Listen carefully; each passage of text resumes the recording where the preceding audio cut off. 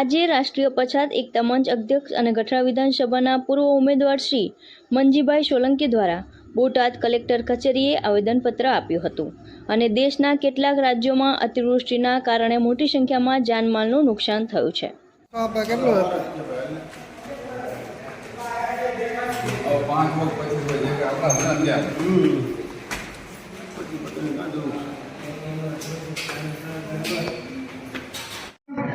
મારું નામ મંજીભાઈ સોલંકી, રાષ્ટ્રીય પછાત એકતા મંચ રાષ્ટ્રીય અધ્યક્ષ અને ગઢડા વિધાનસભાના પૂર્વ ઉમેદવાર. કલેક્ટર ઓફિસે આજે આવેદનપત્ર આપવામાં આવ્યા છે કે ભારતના કેટલાય રાજ્યોની માલપા અતિવૃષ્ટિના કારણે જે પૂર આવ્યા છે અને એ પૂરની માલપા અબોલ પશુ અને માણસોને જે જાનહાનિ જે નુકસાની જે થઈ છે, રાજ્ય સરકાર બને એટલી એને મદદ કરે, કેન્દ્ર સરકાર પણ એને તમામ જાતની એને બને એટલી મદદ કરે એની મેં માંગણી છે.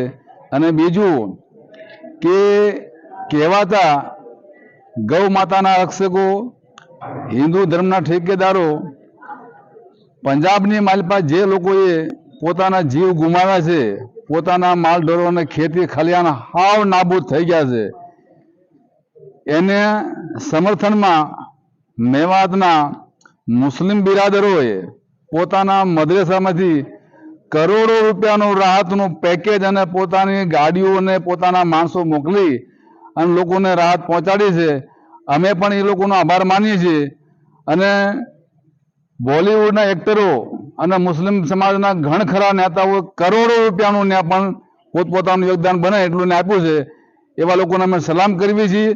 અને જે લોકો ભારતના મુસલમાનના વિરુદ્ધમાં હંમેશા જે ઝેર ફેલાવતા હોય છે એના માટે આ શરમની વાત છે. અને સરકાર આ લોકોને